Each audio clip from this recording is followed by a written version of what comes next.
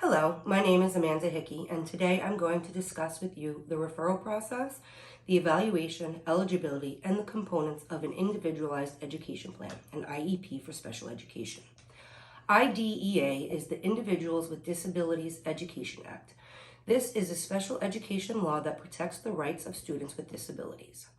Students with disabilities are afforded free, appropriate public education, FAPE, without cost to families from birth through high school or the age of 21, whichever comes first. I have provided a handout that you can refer to as the video plays. First, I'd like to say, I understand that this information may be new to you and it can feel daunting when you're unsure of how the process works. I'm going to touch on many points during this video, and you may have questions. Please do not hesitate to reach out to me for further clarification. We are all a team in this process, and as the parents or guardians of your student, you have a say in the services your student may receive. It is important to understand that the goal is to find the right solutions for your student. You will also receive a written copy of your parental rights. I'm going to start with the referral process. The referral can be given by parents or the school. Written consent must be given to take the next step. The next step would be an evaluation for your student. If you request an evaluation, the school must provide one. Written permission must be given here as well. A psychologist will conduct the evaluation through a series of ways to see how the student thinks and solves problems. They will also be observed in their classroom and may be observed by a speech therapist if they have trouble expressing themselves. After the evaluation is completed, there will be an eligibility meeting with all team members attending. This will include you, the parents or guardians, the psychologist, the lead teacher for special education, the LTSC, the teachers, and other pertinent school personnel. Not every student who struggles in school will qualify for special education. There may be other supports for those who do not qualify. There are 13 categories covered by the IDEA in which a student may qualify for special education. I'm going to list them now. Specific learning disability, SLD. An example would be dyslexia or other health impairment. An example for that would be ADHD.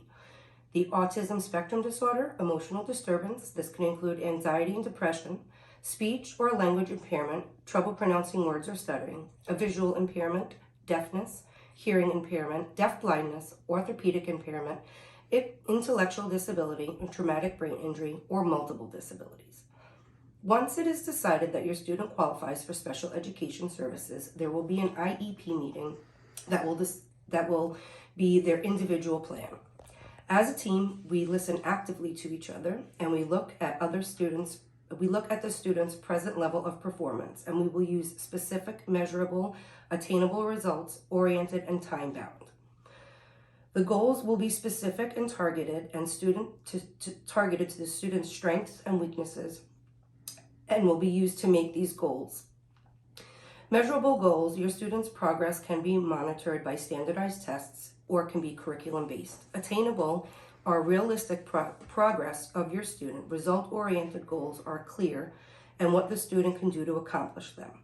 Time-bound is the time frame in which your student will achieve these goals with the right supports and services, and how often progress will be monitored.